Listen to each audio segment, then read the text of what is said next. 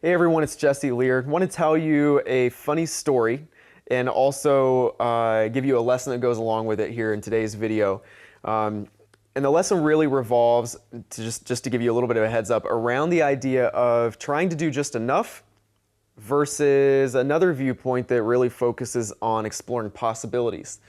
So I was actually the best man in my business partner Travis's wedding, and I did a toast during the reception where I told a story about a time that we were sitting around a dining room table back in the beginning of when we were first starting our company, VIP Waste.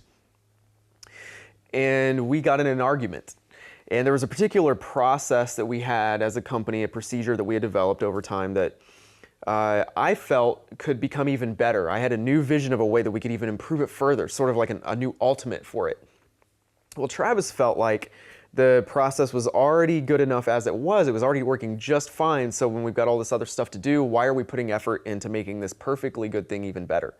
And so neither of us were really wrong, but we got into this argument and it got pretty heated to the point where we were pretty much yelling at each other at the dining room table.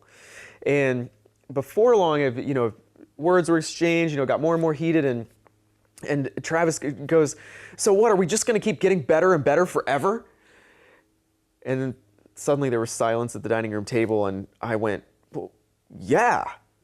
And he went, "Oh, yeah." And then we started laughing, and everything was fine. But we still laugh about that story to this day because that's really what we do as a company, and that's really the mentality that we've developed over time.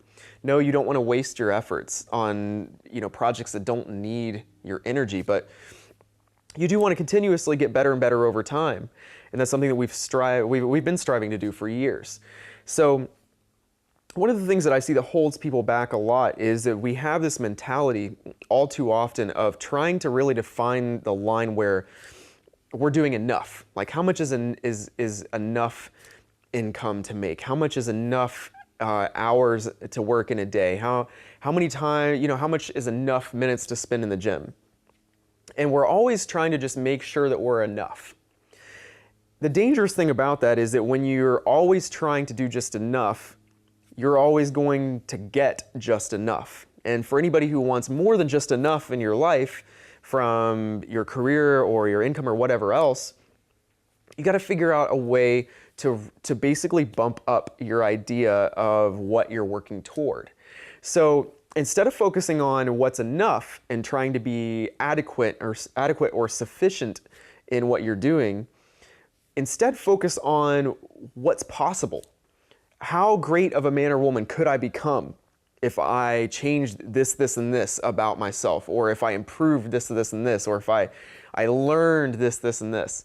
How great of a person could I become? How much money could I make if I did these 3 things?